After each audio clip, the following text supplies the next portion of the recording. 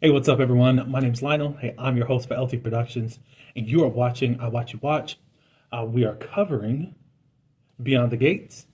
This is week 12 of my weekly review. I appreciate everyone for coming to my channel. Like this video, you can share it, and also you can leave your comments below. Subscribe if you are new. I welcome you here.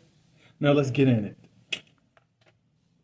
Okay, this week has been more low key, but we've had some drama for the past couple weeks, so I didn't expect it to be so drama driven, anyways. I still feel a shift, as I did say, since this whole Ted and Eva reveal. The show has moved on in a different path. I don't know if they needed this to happen, and now they can move other storylines along. Of course, we did see that Doug and Vanessa storyline all of a sudden went. Um, they're starting to do more with Derek and Ashley, but they're secondary characters, and it's not like we're too invested in them. They're just kind of there. But anyways, let's get into this episode. We start off with Danny at Ted's, and of course, she's there to tell him off. She tells him that Ted is worse than Bill. Bill never pretended to be a good guy. I guess that's cool. Ted tries to explain, some of the things that happened. We were in a bad place, and then Danny cuts him off and says you can't use her fertility issues as an excuse for what you did. He says in regards to his daughter that he knew nothing about Eva. He would never abandon his daughter if he knew. And then tells Danny, I'm not a monster. Danny says that remains to be determined. So, if that wasn't enough beating, here comes the reinforcements. Miss Anita arrives, and Ted says, look, Nicole can do it all day, but I will not be your punching bag. Anita says that he is a coward for hiding in his hotel room when he should be fighting to make things right with Nicole. Clearly, he's not man enough to be worthy of a Dupree woman. I know some of y'all don't like when they keep mentioning you're a Dupree, you're a Dupree, you're a Dupree, you're a Dupree. I mean, they really take respect and honor to that name. I don't know what to tell y'all with that. But Anita also says Leslie has been running amok. She even came to our home to give the DNA test. And Anita says, look, if you want to regain Nicole's trust and respect, or try to, handle your business. Meaning, get this heifer out of our faces. All right, at the hospital, Doug and Shanice. Shanice is talking with Doug about some surgeries, and Doug is back to performing surgeries, but Shanice can tell that his mind is elsewhere, and all you see his mind is on that casino. That is crazy. But that's what an addict does. So it shouldn't be that crazy. However, probably seeing a doctor in this mindset of being addicted to something is pretty hard to just kind of conceive that this is happening. Okay, so Mona and Eva. Mona had a couple of good days. I'm so glad they wrote what we needed to hear from Leslie's friend. And also Nicole and Ted's houseworker. So Mona's asking around the casino, just wanting to get a little bit more info on Leslie. Since Leslie said that she bought these dresses from slot machines, she wanted to hear all about it. Randy is there. He's answering her questions like, no, we don't have any slot machines. He offers, okay, do you want to start gambling? She says no, but then spots Eva and says, I might give it a go. She sees Eva, she's gambling a little bit. And Eva says, funny, I never thought you would be the type to play. Oh, I never thought that you would be the type to gamble. And then Mona says, funny, I never thought you would be the type to play a backstabbing heifer. I love saying heifer. Yet we are here. They talk for a few minutes, and of course she's demanding for the key to come back, to give her the key back to Nicole and Ted's home. Then Eva's like, I lost everything. And Mona says, good. Thank God Eva has some sense, because she ends up cashing out while the getting is good. She says, I'll at least be able to afford dinner. But I want to know where her money is from Ted and Nicole. She's been, unless it was in some type of joint account, because she's been working with them for several weeks. What, about 3 months or so? March, April, May. Like 3 months. Like, you should be having a little stacks. Plus, with Leslie getting the money from Ted, there wasn't that much pressure to actually put into the house. But again, they could have had a joint account or something. Uh, Doug returns to the studio, and Randy basically just saying, look, take a step back, turn around and walk away. Doug is like, you're right, you're right, you're right. As Randy walks out of the room, Doug is acting like he's done with it all, but he waits until Randy's gone just to get back into the game at the casino. I said, Lord Jesus. So we're at Nicole's home. Leslie is there. Leslie says that her only goal in all of this was to expose the truth. And Nicole said, why didn't you just come forward with the truth when they first met? And of course, Leslie doesn't have any words. And you know, Leslie always got something to say and got some clap back, but she couldn't. I think that Nicole is a worthy opponent because Leslie, you can't really manipulate dip. Shout out to Mr. Brown. Nicole. Other people, they may get wrapped around your little words a little bit, but Nicole is somebody that you don't really want to go into some type of word war. Leslie says, I never meant to cause all this pain. But there was no way to hold Ted accountable if everyone in his life didn't know what kind of a man he truly is. Leslie ends up handing Nicole the DNA test. And Nicole says that you fell in love with a man that never considered you a priority. I said, Lord, tell it, Nicole. As pathetic as you are, it doesn't excuse anything that you have done. And one thing that I request of you is to leave me and my family alone. And she gets up out of there. Later on, she's pissed because she did not gain she didn't have the upper hand in the dynamic. She thought she was going to really cause some type of damage, but Nicole flipped it on her. Love it. So Kat and Martin, they meet. Kat vows to get revenge for what they did to their mom. And basically run that basic itch back to where she came from.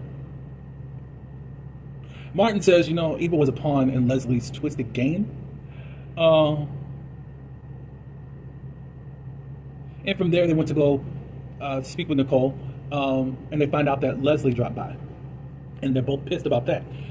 Kat begins to wonder if the DNA tests are legit. I mean, they are just believing whatever. Nicole insists that it's real because they were talking about when they were trying to get pregnant and all that. It had something to do with all the tests they were doing. There's no way that it couldn't have not been his. I still don't understand, but oh well. Nicole tells them that, look, you don't have to like her, but you're going to have to accept her as her half-sister, of their half-sister. And Kat says, I will never forgive them. I'm going to make them pay. Go ahead, Kat. Stay on their heels and stay on their neck. Mona, she runs into Leslie. Leslie thinks Mona is there in peace, but Mona says, don't you dare touch me. She won't be played for a fool ever again by her. Mona asks, you know, after all the conversation and Leslie's trying to say that she's innocent in this whole thing, where did you get the money? Because there isn't any type of slot machines at the casino. Leslie said that she maxed out her credit cards, and she did not want to have her friends think anything less of her if she told them that. You're the realest friend I got, Mona. And Mona says real friends don't use each other. And she ends up saying before she leaves, you know, hell was made for people like you. And Leslie said, Leslie, enjoy the burn.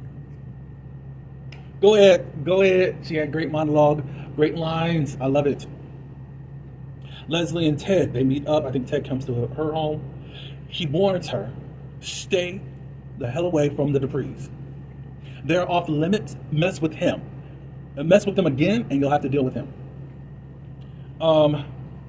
Ted asks, you know, Leslie, what do you want? And Leslie says, it's you. It's you. It's you. I'm still in love with you. He says, you know, I gave Eva housing and I don't care for you at all. Leslie said, you loved me once. And you can love me again. I said, Lord Jesus, after all these years, you're still pining after this man. Had a husband, he passed away, and now still, what is it, vying or still wanting his love. Crazy. Joey and Vanessa. Vanessa shares with Joey that about what happened with Nicole and Ted, and she's quite hurt by the whole situation. Joey analyzes what Vanessa is talking about and basically saying, "You believed, excuse me, you believed in happily ever afters, even if it wasn't in the cards, and now you're mourning the loss of that belief as much as you are hurting about your friend." Now, Danny is talking with Anita, but she spots Vanessa with Joey. And it looks like there's a lot of flirtation going on. She doesn't say anything, but obviously she's sticking a pin right there. Joey invites Vanessa over to admire his unique architecture. Vanessa passes, which surprises Joey, meaning that Joey's going to have to put in more work since he thought that Vanessa was ready to stray. Even though he knows it's kind of weird with this whole Joey and Vanessa situation because Vanessa is willing to give it up to anybody but her husband. And even with her husband, she's not satisfied when they do have sex. Crazy. But yeah, obviously she has some walls up in regards to all of this, but I don't know what they are. But obviously she's going to give in pretty soon. So Eva comes to the club where Anita and Danny are, and they had a conversation. It was, I don't want to say passive aggressive because it started off kind of cool. It seemed like they were having compassion, but in the end, they said, "Because of what you did to my daughter," Anita says, "you will never be a part of the Dupree family." I think they were willing to kind of be surrogate towards her if Eva had came in a different way. Um, Tuesday. Martin, he has another dream. Well, this was actually Monday, I think. But Martin, yeah, he did. We see some lights. It looks like it's police lights. And whomever is talking is saying, what are the words? "Let's see what color is your money." Who is that? Who knows? It feels like, just off the top of my head, like Martin killed a cop. That's what I'm thinking. I don't know. It's just with the siren, with the lights that the police usually have. That's what I was thinking. That at least comes in my head. But the actor that plays Martin said all of these theories and none of them are right. I said, Lord. Yeah, so fearing his subconscious is trying to warn him about something, he meets with Vernon and announces that his unofficial presidential campaign is officially dead in the water. He says his excuse or why he's doing this is because of Nicole and Ted's breakup. And this has taught him that family comes first. I think that's cute and all. Martin, right now, I'm kind of not in a heated place with you, but the North remembers how you treat Smitty, and how smug you can be sometimes. I don't like that. But at this moment, it's still like, it seems like you're acting admirable, but obviously the real reason why you're stepping down is because of these dreams, and your telltale heart is not allowing you the rest. Um,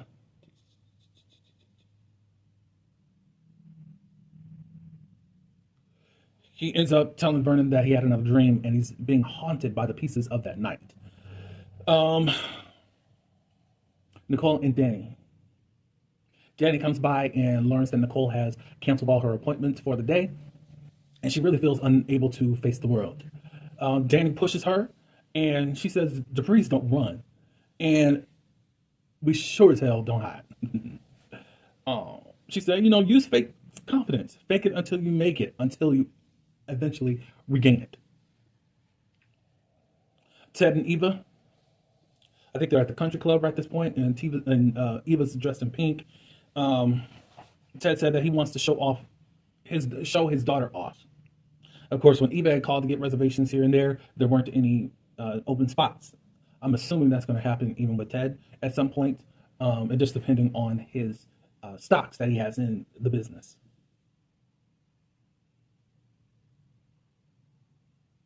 Um, no, I don't know what I was talking about. That don't sound right. I'm sorry. He wants to show off his daughter. Danny, Nicole, and Vanessa, they show up at the country club. 86, that last little conversation. I don't know what I was talking about. They show up at the country club where Ted and Eva are at. They end up passing by. Eva stays behind to tell off Ted and Eva, how dare you come to the same place here as Nicole. And Ted was like, well, you said that she wasn't able to get out of bed. But you can't really blame him for him actually doing it. You're just kind of using the same place where you know that they are highly known at, and that's their usual place. Um, Danny ends up telling Eva, remember what my mother and I told you. You may be Ted's guest, but you mean nothing to the Duprees, and you never will. Oof. The Duprees are not letting up. Danny, Nicole, Vanessa, and this new heifer, Anastasia. Anastasia is the gossip queen of the town, or the town gossip. She ends up talking with Danny and Nicole, having this nice nastiness about herself, which really she's just trying to read them, basically saying that y'all don't have the perfect lives and the perfect husbands as y'all like to uh, portray around here or claim. I think a lot of people are trying to get back at the Duprees, and I don't think that it's all just people being haters. I think the Duprees have been arrogant and could be quite classist against other people. I still like them or whatever, but I just don't think that they're definitely not innocent as to how they move within the community. Um, so Anastasia was saying, you know, between Ted and Bill, you Dupree women really know how to pick them. She walks away at this point and goes over to Eva and Ted. Eva is a little bit more reluctant.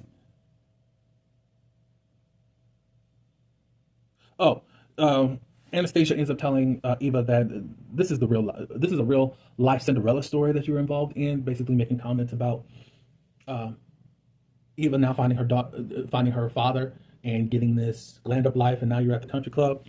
But she says that she'll never be the belle of the ball, and definitely not in that church lady getup.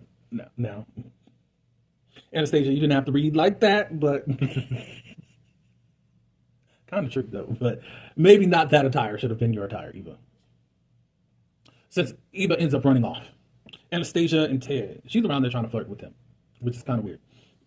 She is trying to get recommendations on lip fillers, and she said, you know, I'm up for recommendation, and for anything else, just let me know. Give me a call. Thirsty. Ted ends up going over to the table where Danny, Nicole, and Vanessa are at. Nicole does not excuse him, and he ends up saying, you know, you'll be seeing a lot more of him around town. And he sets out to prove that he has learned from his past, from this experience. And he promises that he and Nicole will be back together by their next anniversary. So we'll say you got about 345 days, Ted. So that's what we need to happen. Okay, so Joey and Doug. Vanessa calls Doug, and he's at the casino. And she's asking, where are you? You have been gone for a very long time. He says that he's out with a friend. He will not tell her who it is. He says it's somebody that you don't know. He also lies and says that he'll be home soon, but won't. So he gets into a conversation with Joey, and he makes some suggestions on how Doug could get him his money. He said, steal some painkillers and start selling them out on the street. I said, Lord.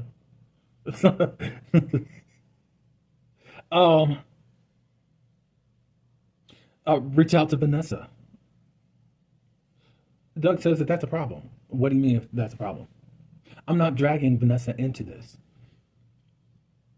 And then Joey suggests finally that he wants to launder money through Vanessa's real estate business. And Doug says she'll never agree to that. And Joey said, well, she doesn't have to know. Doug refuses. And Joey says that he has 1 week to pay him back with interest. And at this point, he will not be able to be a part of the casino. Basically, Joey's doing everything in his power to make sure that Doug has to do what Joey says. That's some wicked stuff, Joey. Let's see.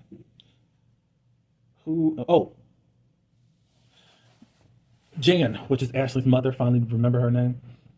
And Leslie. Leslie comes to offer Jan and sees Jan and thinks that Jan is her friend still. And she says, nope, She knows everything about what she's done, and she has no interest in dining with a liar. Leslie's explanation she gives to Jan, but Jan's not buying it. She says, "You don't act out of love. You don't act out of love. Leslie, you acted out of hate."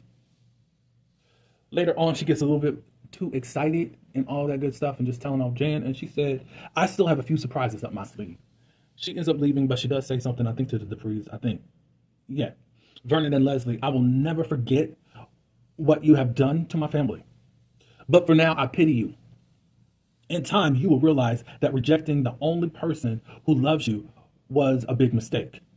But by that time, it'll be too late. Yeah. So Eva had came by because she was like, you know what, you're right.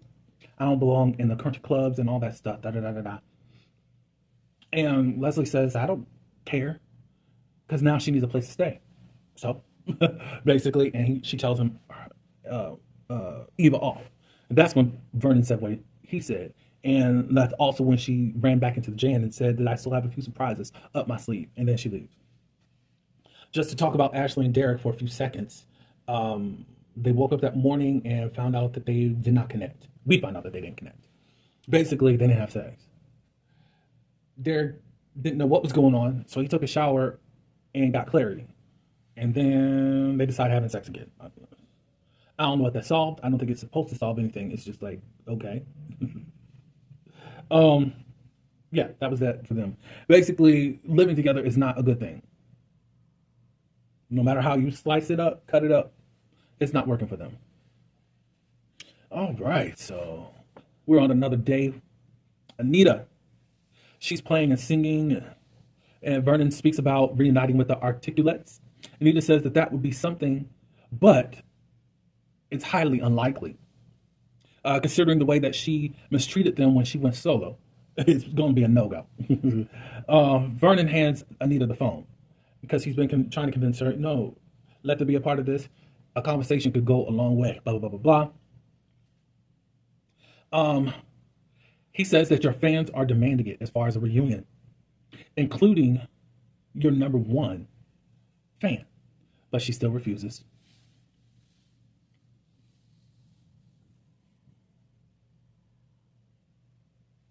Painful debut. I don't know why I wrote that down.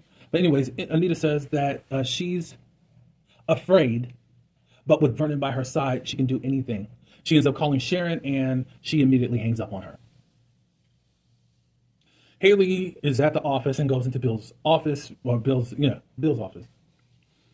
She's noticing that he's having hand problems, but he says it's nothing, da da da da da. And she also hates that they did not have a proper honeymoon, so she decides to do her business with her husband. They don't get too far because in just a few minutes, his hand starts trembling again, but he still plays it off. Blah blah blah blah. Basically, waste of scenes. I have no clue at this point why Haley is here. Like, you stole this man, and now you just. It's kind of like even with Leslie. I really want to see the flashbacks of when they started hooking up and all that good stuff. Because they're just saying we fell in love, and I don't believe that. But with Leslie, I want to know what made her go crazy.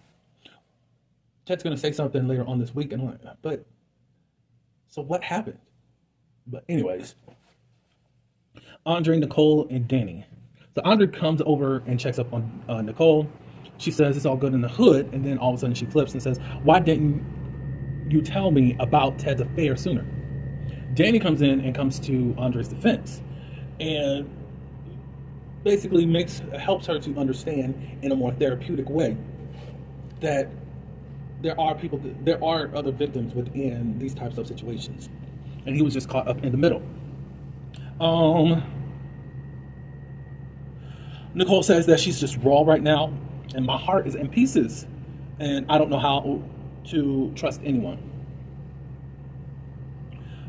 But anyways, Danny kind of just smooths things over and talks with her. I'm glad that Danny can be a sister to her, especially with all that they have been going through and what Danny has done. I love that she does stick by her side like that.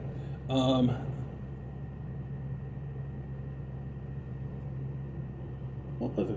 Oh, so what's going on with you and Andre? And Danny says, "Look, I am not looking to be in a relationship right now. That's the last thing. I'm happy with no commitment." So basically, it looks like Nicole is on the trail of finding out what's going on between Andre and Danny, but she didn't reveal anything. Danny ends up leaving Nicole's. Andre goes too, and they go have sex. Oh, Kat and Eva, they meet up, and Eva stops by Orphan Jeans and tries to bond with Kat, and Kat's not having that. Kat mentioned what Martin was saying, that looks like y'all probably have some type of twin connection because you were born very close to each other. But Kat says that it's crazy when he was like, "I think it's cool," and Kat was like, "I think it's crazy." And anyways, you're not going to be anything but blood. So Eva gets up. She's not the same sad person that we've been seeing for the past few episodes, and she ends up saying that we still have sisters, and that's forever. But you do you, I guess. Okay, so Martin comes into Orphan Jeans and offers to Kat and Eva to come by his home with Smitty for pizza. And Kat says that's a hard no, and she ends up leaving Orphan Jeans. Eva accepts the offer, and as Martin and Eva are traveling to him and Smitty's home, the Richardsons' home, Samantha is secretly calling Jessica, who is Tyrell's girlfriend, which I didn't know that they were girlfriends. I thought they were friends. Inviting her over for pizza. I don't understand why Sam is pushing this.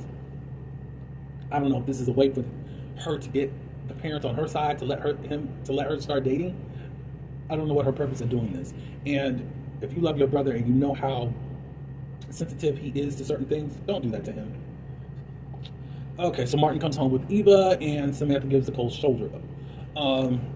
Because, look, she looks up to Kat anyway, so she's going to be on their side. But she says, a warning would have helped. And she says that she's the woman who went after Grandma. Da-da-da-da-da. Martin was able to settle things down and announces that he is not going to be running for president. And everyone else was like, good, except for, of course, Smitty. He says that some things and some people deserve my priority. So Eva breaks down her walls, and she can see Eva's halo. So with Eva's halo, she gives Samantha a makeover. All right, so Miss June then ran away again, and Jacob goes and finds her and sees her over an underpass. But he also sees that June is very sick, and he calls for an ambulance to take her to the hospital. She passes out at the hospital, at the restaurant, and while getting her on the stretcher bed and into the ambulance, Naomi sees that June has this photo. And we're kind of trying to figure out what this is all about. Is this something from her past? Now, when I've seen people were jumping in online about who this character is and what she's about, I only saw at least one only talking about that this must be Haley's mom. Like, okay. Kind of didn't want it to be that way, but okay. That's a lot of what was that?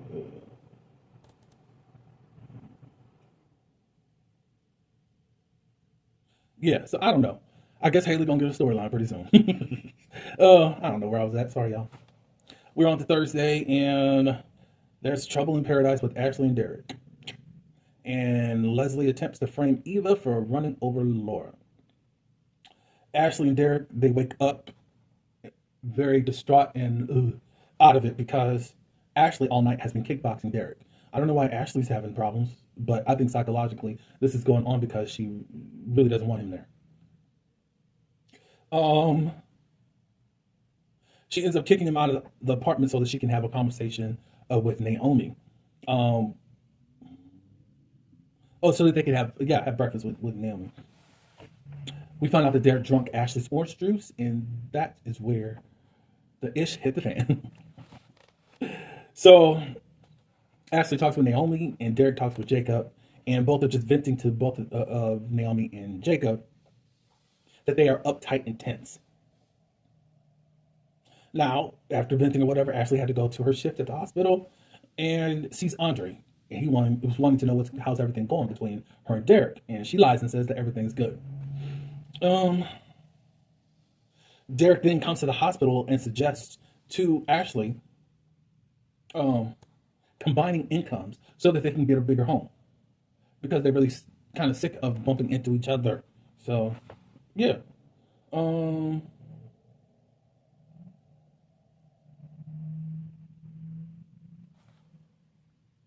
so Ashley says that outside of the whole apartment thing, I think that there is more to our issues than just needing more space. Derek wants her to elaborate, but she says that she's busy with her shift. So, oh, okay. Ashley just needs to tell the hard truth. I don't want to live with you. Um, Cap comes by Ted's house or hotel, and they mend fences. She wants answers about the affair. Ted says that Leslie is different then than she is now. She was funny and lighthearted. I'm like, really? Because I'm interested to know what made Leslie be this crazy. Because it's quite crazy that you stayed all this time away from each other, and being kicked out of town, raising this baby, and you've just gone off your rocker. Like something else got to be going on. Um, she's funny and lighthearted, which was something that she was missing out with Nicole. And he was able to call himself a bastard. He says that he missed Nicole and was confused about the attention that he was getting from Leslie with love. I hope it was that way because it looks like y'all got some chemistry, whether with our guy Maurice or with Ted. Um, Kat asked if Nicole had not gotten pregnant, what he had left for Leslie. He says, "Do not confuse." Oh, Ted does not confirm or deny this type of situation. I said, Lord, there's no way that you were just confusing attention with love. I don't believe it, Ted. I do not believe it. Um, the pregnancy inspired him with the flurry of emotions that led him back to Nicole. And then Kat asked the $1 million question. You're a doctor. Why didn't you wrap it up? He thought that Leslie was on birth control. I'm kind of thinking she wasn't. I would love to know the circumstances of when he actually cut it off of Leslie. It's not really, it's interesting. I want to see it. I want some flashbacks. So y'all do your thing over there beyond the gates. Um, Kat says, good conversation, but not one conversation is going to fix all the pain that you caused. She hugs him and then leaves. Leslie shows up to Bill's office. And all I gotta say is the actor and actress have great chemistry. And people right away were calling them Bonnie and Clyde, even though they're against each other. um, she complains about the cease and desist that she got from him. And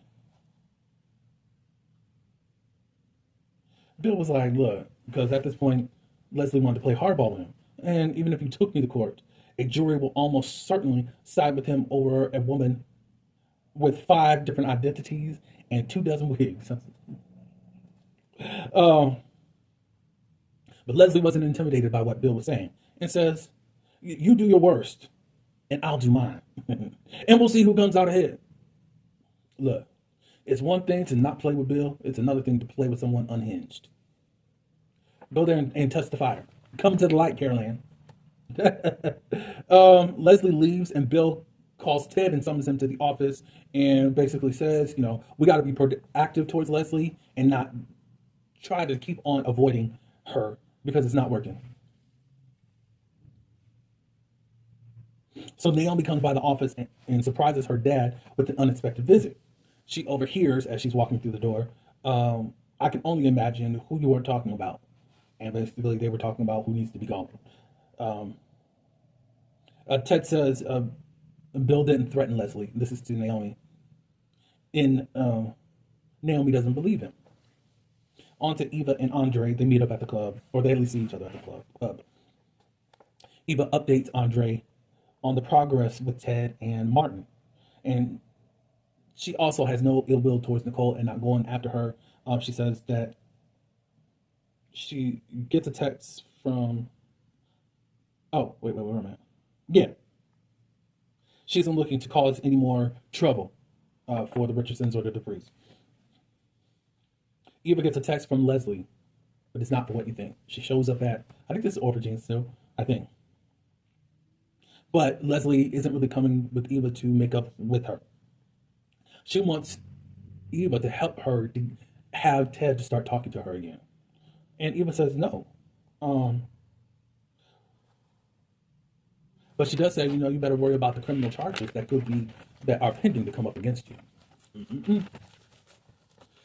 Oh, Chelsea and Kat, they meet up, and Kat is giving her a rundown of everything. And with new information, she's saying that she thinks that Leslie played Ted about being on birth control. And they also think that they had something to do with Laura. Like Leslie, Eva and Leslie did not miraculously get lucky. If another, I was able, oh, what was it? I'm sorry. Oh, she was saying that it wasn't lucky chance that she actually ended up with the job. She believes that um, that they were probably a part of the plan to get rid of Laura. Now, to me, this is what's wrong with Kat. Kat's got information and she hurries up and runs to spill it, but it's still you're looking kind of crazy out there because you haven't taken the time to do a thorough investigation to whatever a theory that you do have. And I hope that, I mean, Kat be right, but it's like you need to get all your ducks in a row so that you don't have egg on your face. Kat returns to Ted's apartment, trying to warn her about him, but he's not there. Leslie shows up, and they have a heated conversation.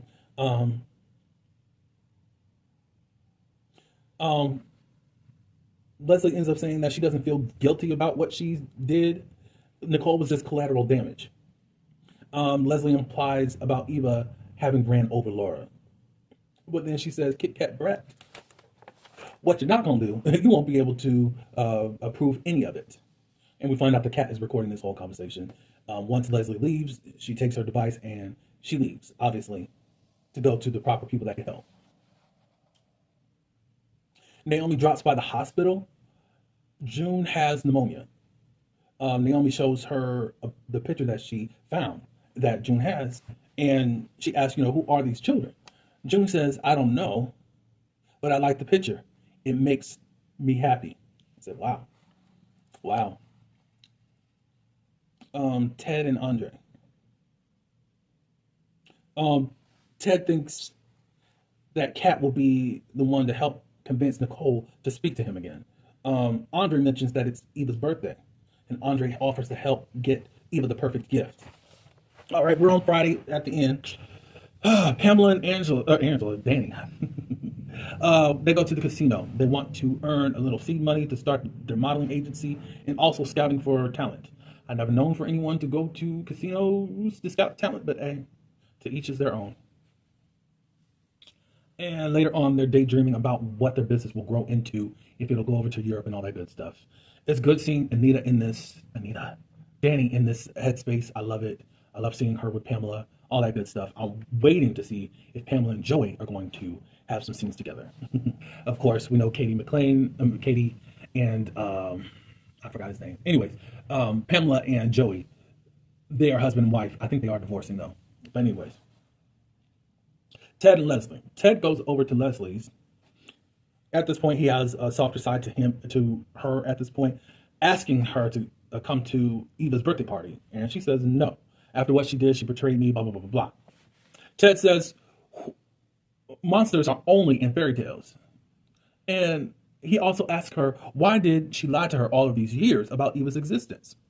Leslie says, all she said is one lie. You have said many. You have told countless lies to many people. So next to you, baby, I'm squeaky clean.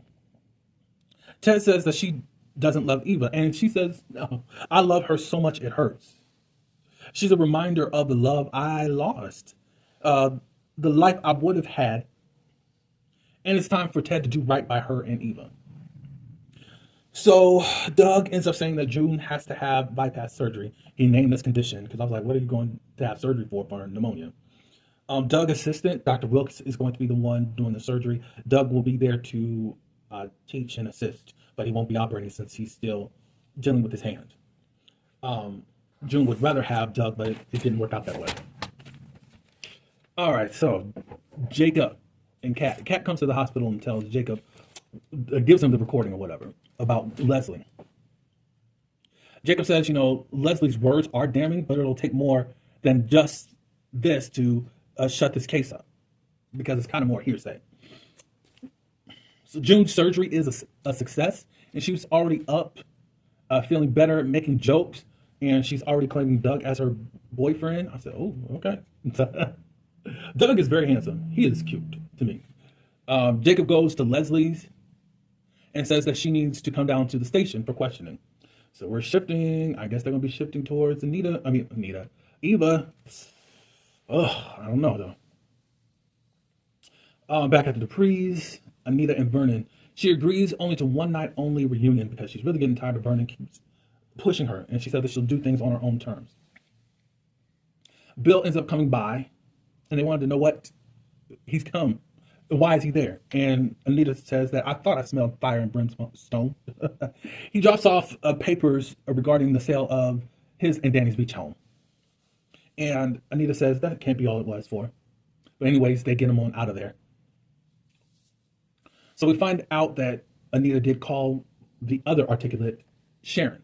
Oh, Sharon denied her call, but then Tracy agrees. Anita had lost all of her confidence because of what Sharon had did, and she cries and all that good stuff. But then she ends up calling Tracy, and Tracy agrees, and she's headed to the Dupree home on today. Vanessa, I think she's at Orphogenius. Her stalker, Cody, enjoyed their time together, and he wants more of what she is given.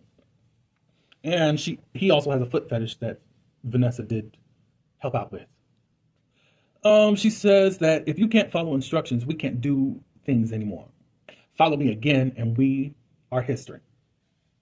Vanessa stops by Nicole's, and Nicole wants to sell the house.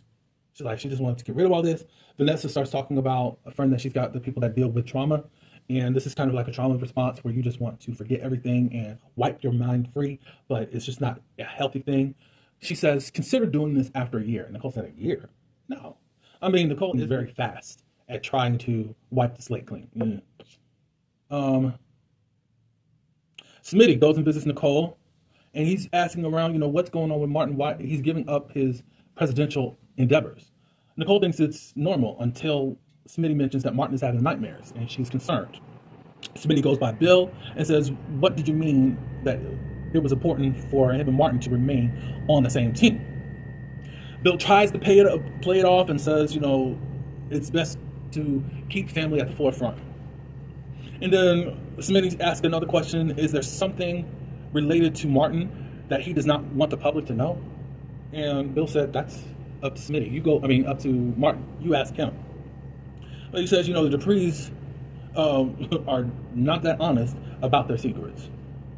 So with Joey and Doug thinks that he's going to be back to working pretty soon. He can pay it off, blah, blah, blah, blah. He said that'll be 80 years. He said, you still have 1 week. So you either pay or you have a death wish.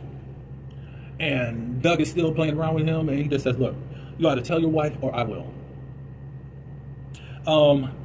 Danny sees Joey talking with Doug, and she's wondering what's going on there.